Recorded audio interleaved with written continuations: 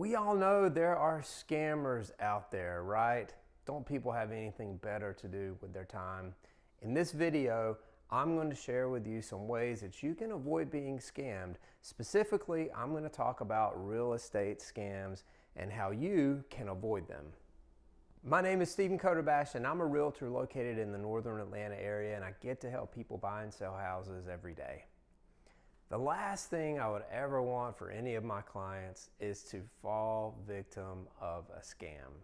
Many times homeowners are targeted for their personal information, their money, and even their property. And I understand that our homes are oftentimes our largest investments, so they're extremely valuable to us. So you want to make sure that you take proper steps to protect it at all costs, especially from those rogue scammers who have nothing better to do.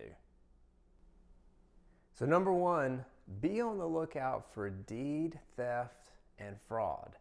Yes, there are people out there that may reach out to you and ask you to sign something regarding your deed, and you're essentially signing your deed over to them. So of course, never ever do that. Some victims even unknowingly sign paperwork that transfers over the deed from their home to someone else. So make sure that you read everything very carefully if you receive something like that. And if someone's being very forceful in trying to convince you to sign something, make sure that you check with your real estate attorney, even reach out to your realtor, just get some other advice. If you feel something that is not quite right, just push the pause button before you do anything. Hey, before we go further, hit the like button and hit the subscribe button for me. I thank you and all of your support that you give me through this channel.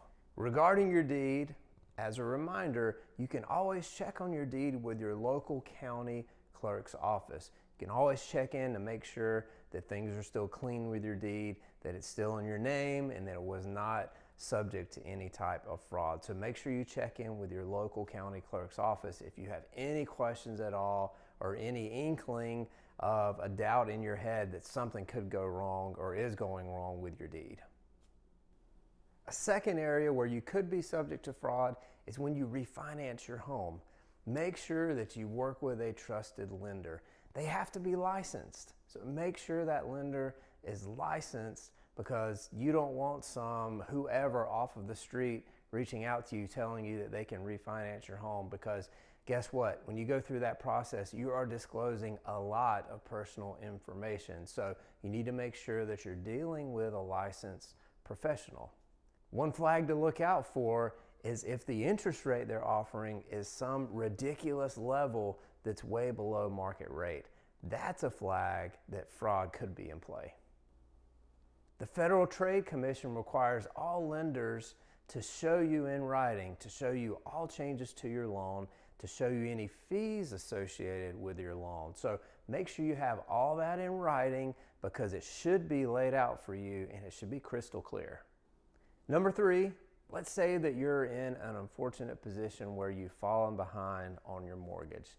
Yes, believe it or not, there are scammers out there that will jump in and try to take advantage of your vulnerability. So make sure that you're either talking with some type of housing counselor or a real estate agent, and those folks can help you if you have these emails or pieces of mail coming through the snail mail saying, hey, look, I can fix your situation and get you out of this, etc., etc. Don't fall for that, because chances are it could be a scam. Maybe you're in the market for a house.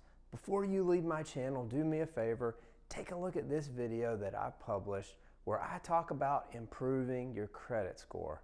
What can you do to raise that credit score and give you a chance to buy that next house? Check out that video next and you'll learn a little bit about getting approved for that loan. It's kind of sad, right? Yes, there are scammers out there and people that have, I guess, all this extra time on their hands, and they just want to make people's lives miserable. So be smart, and if you get something via email or whatever that looks suspicious and maybe you have an uneasy feeling about it, make sure that you reach out to a professional or someone else that you trust so they can put eyes on it as well to make sure that it is legit and not some kind of fraud. I really appreciate you taking the time to watch this video. Tune in for the next one, and I will catch you later.